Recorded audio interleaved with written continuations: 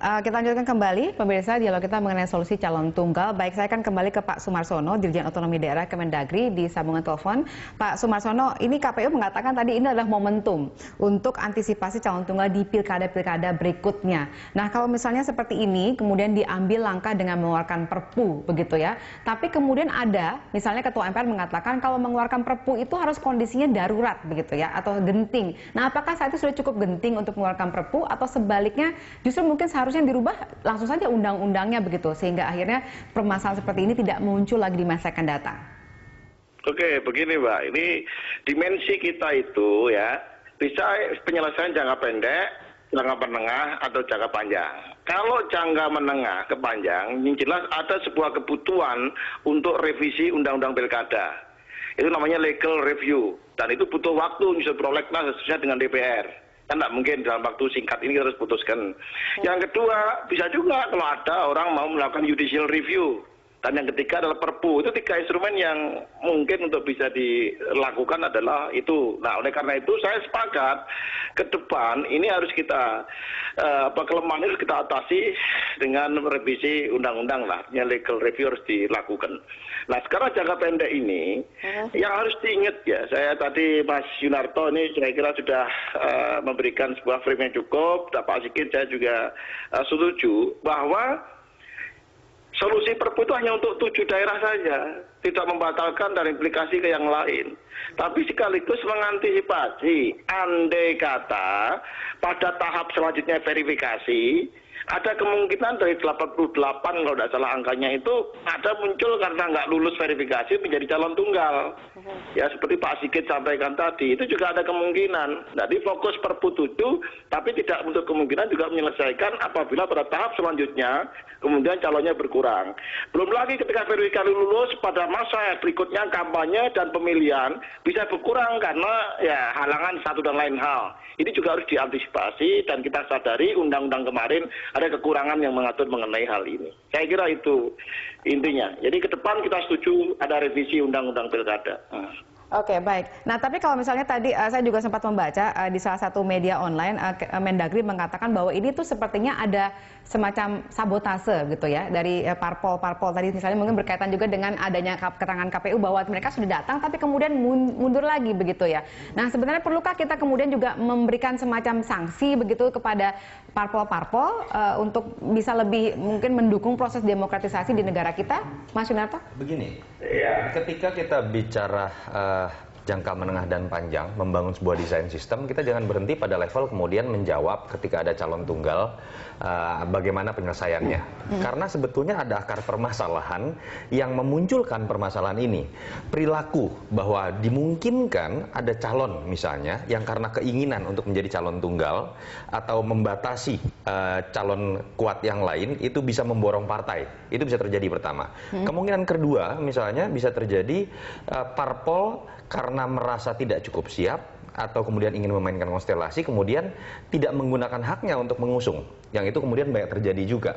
Bagaimana itu kemudian dibatasi juga begitu? Bagaimana perilaku calon yang kemudian bisa memborong partai? Bagaimana perilaku partai yang juga bisa memboikot? Yang itu bisa memungkinkan mengerucut pada calon tunggal tadi. Jadi saya berharap andai kata terjadi proses revisi undang-undang pilkada yang menurut saya menjelang nanti sampai Februari 2017 sangat mungkin kalau memang ada niatan baik ya dari pemerintah dan juga DPR, bagaimana kemudian mengatur hal-hal tersebut, termasuk bagaimana partai kita wajibkan saja dengan mekanisme sanksi tadi. Bukan hanya menjadi hak sehingga kemudian permainan di wilayah abu-abu lebih tidak mungkin terjadi. Atau ada batasan ketika misalkan ingin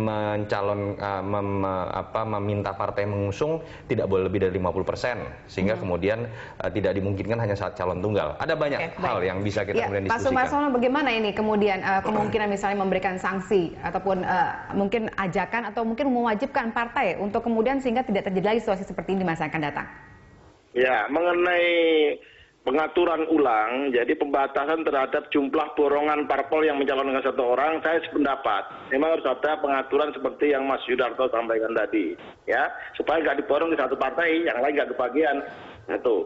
Tapi mengenai sanksi, sebenarnya dari kacamata pemerintah, kita tidak perlu terlalu detail mengatur, biarlah rakyat yang memberikan sanksi politiknya. Kalau kelakuan partai tidak berkenan di hati rakyat, ya dia tidak memilih. Jadi hukuman terbesar sebuah partai politik adalah tidak dipilih oleh rakyat. Saya kira itu sanksi yang terbesar. Tapi dalam koridor peraturan kita tetap memberikan sebuah rambu-rambu misalnya supaya ada calon yang lebih baik untuk mencalonkan seorang calon kepada yang baik, maka kaderisasi harus menjadi bagian penting dari kehidupan partai politik. Seperti itu kita lakukan. Tapi sanksi secara detail saya kira mungkin dalam regulasi kita bisa lakukan. Jadi rambu-rambunya bukan soal sanksi saya kira. Oke, tapi kalau Anda sendiri melihatnya bagaimana? Apakah memang benar ada sabotase, Pak Sumarsono? Soal bukan sabotase sebenarnya ini bagian kita tahu bahwa panggung sudah disiapkan, ya dan KPU sudah sebagai panitia penyelenggara juga siap, penonton sudah siap. Ini penari dansernya belum ada di panggung, hanya satu orang. Jadi kuncinya adalah di partai politik. Kenapa demikian? Ada dua faktor yang mungkin. Bahwa ada semacam komitmen dari partai politik sendiri, satu sisi kemungkinan yang mungkin kurang, yang kedua ada juga yaitu faktor teknis administratif, misalnya karena tidak memenuhi persyaratan, ya kan, stempelnya kurang, dua partai masih konflik dan seterusnya, calon double ganda, dukungan ganda dan seterusnya. Jadi banyak faktor. Tapi kalau dari aspek ini soal itu ada aspek yang tadi disampaikan kejahatan, saya kira juga saya tidak sampai segitu jauh. Tapi yang jelas dari segi partai menjadi kunci pokok sukses pilkada adalah partai politik. Baik, Pak Sumarsono. Ya, kita ke KPU dulu. Mas Sigit, kalau misalnya nih, sekarang rapat masih berlangsung, seperti Pak Sumarsono mengatakan, belum ada nih kisi-kisi apa sih kemudian opsi yang akan diambil. Nah, kemudian bagaimana KPU mengantisipasinya? Kalau dalam peraturan kita kan sudah jelas bahwa ditunda sampai dengan pilkada serentak tahun berikutnya, periode berikutnya 2017 begitu. Dan kita sudah memerintahkan kepada KPU yang 7 tadi supaya mengubah tahapan ya. Semua tahapan penyelenggaraan pilkada itu dirubah kecuali terkait dengan pelaporan, evaluasi dan sengketa. Karena kemungkinan masih ada partai yang mensengketakan proses ini. Nah, kalau dalam konteks itu yang yang sekarang akan dilakukan oleh 7 itu ya sudah selesai. Untuk tahapan-tahapan berikutnya sudah tidak ada lagi kecuali yang 3 kegiatan tadi. Oke, Mas Yunarto, terakhir, mengapa menurut Anda cukup alot ini pembahasan sehingga sampai saat ini belum keluar apa yang kemudian langkah oleh pemerintah?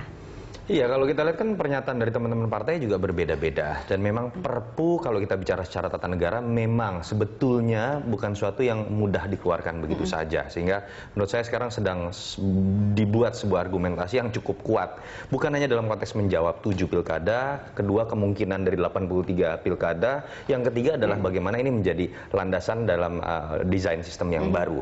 Karena sebetulnya ini penyakitnya muncul itu dari teman-teman partai. Nah, saya berharap bahkan lebih jauh akar permasalahannya bisa diselesaikan bukannya dalam revisi undang-undang pilkada, misalnya di undang-undang parpol juga.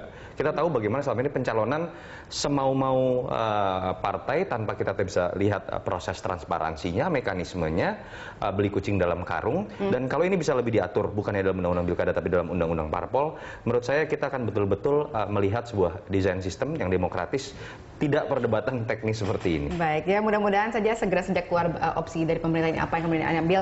Ya, Pak Sumarsono, kapan kita bisa menunggu hasil keluar rapat? Ya, kita tunggu, sekarang masih berlangsung, jadi mudah-mudahan ada jalan yang terbaik lah. Ya, tapi pasti ada hasilnya kan Pak ya? Oh pasti, masa rapat nggak ada hasilnya bagaimana? Oke, baik, terima kasih Pak Sumarsono sudah bergabung bersama kami.